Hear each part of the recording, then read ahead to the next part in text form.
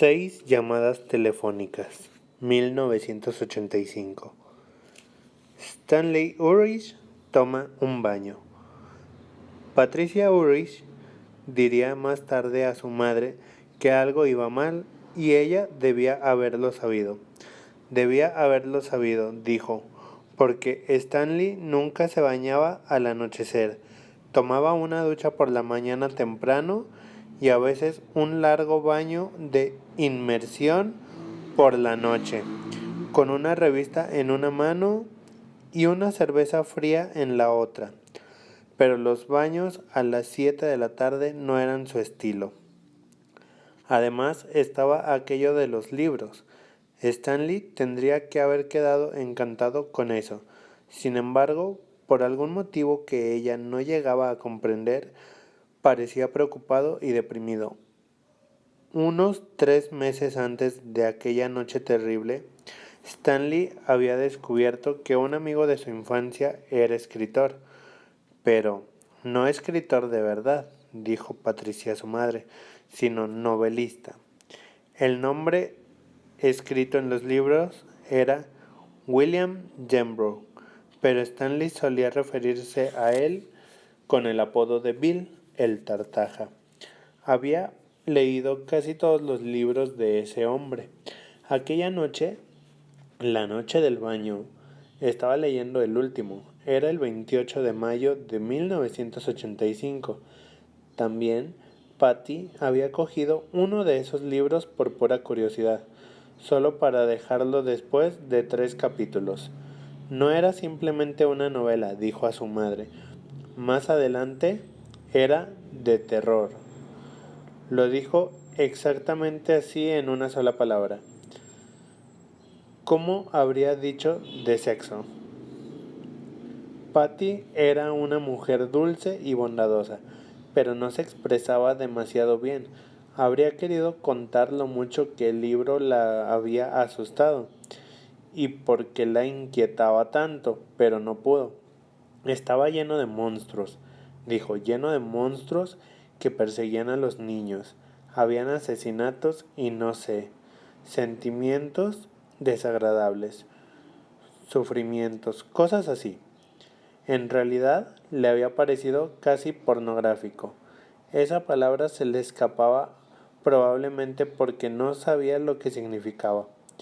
Pero Stan tenía la sensación de haber redescubierto a un amigo de la infancia.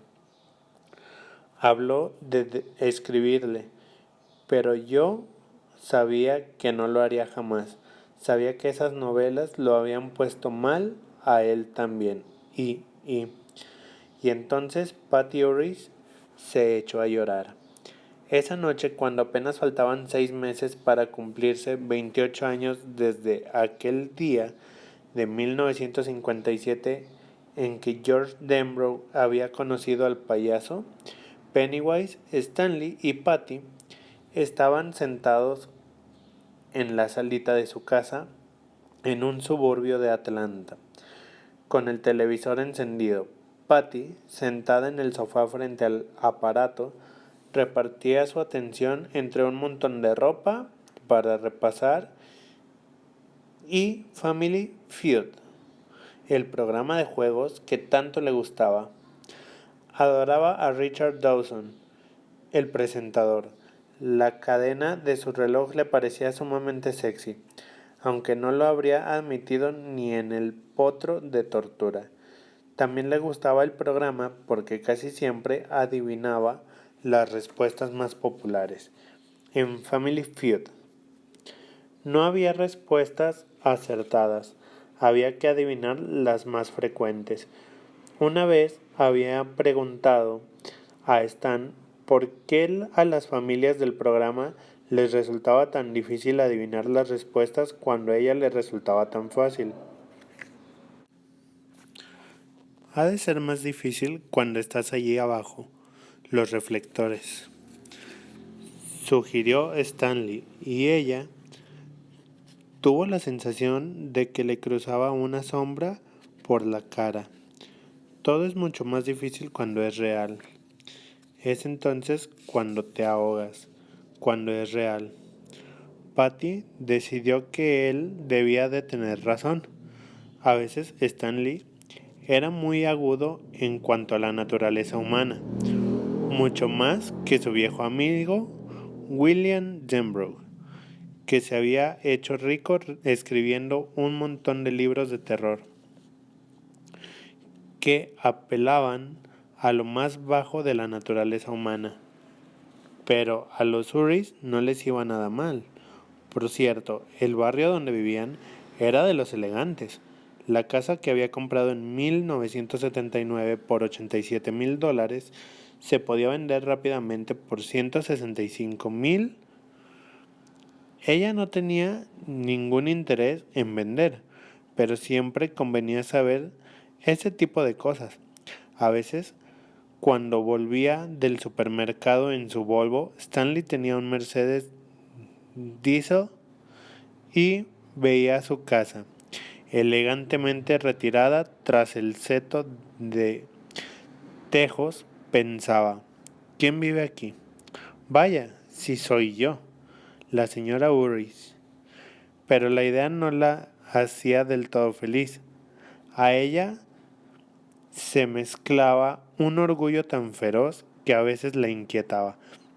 En otros tiempos, después de todo, había existido una muchacha de 18 años llamada Patricia Bloom, a quien se le había negado la admisión a la fiesta de graduación en el Club Campestre de Cloyton, Nueva York.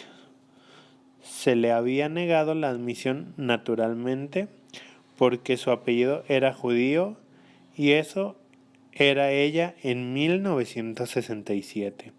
Solo una pequeña judía delgaducha. Claro que esas discriminaciones eran ilegales. Ja, ja, ja. Y todo eso era cosa pasada. Pero para una parte de ella jamás sería cosa pasada. Una parte de ella caminaría siempre de regreso hacia el automóvil con Michael Rosenblatt, oyendo el crujir de la grava bajo sus zapatos rumbo al coche que Michael había pedido prestado al padre por esa noche y que había abrillantado durante toda la tarde. Una parte de ella caminaría siempre junto a Michael, que llevaba smoking blanco alquilado, como brillaba en la suave noche de primavera. Ella lucía un vestido largo, verde, pálido, con el que, según su madre, parecía una sirena, y la idea de ser una sirena judía era bastante divertida. Ja, ja, ja. Caminaban con la cabeza en alto y ella no había llorado, pero comprendía que no caminaban.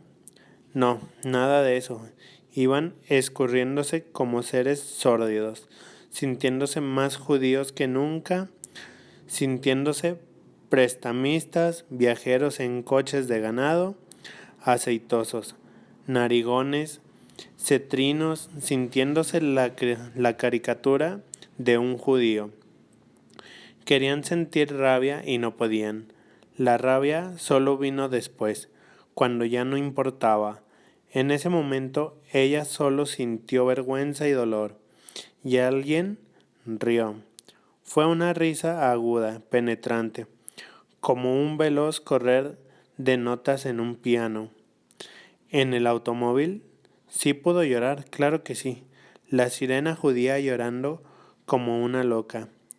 Mike Rosenblatt había apoyado una mano torpe y consoladora en su nuca, pero ella lo había apartado sintiéndose avergonzada, sucia, judía.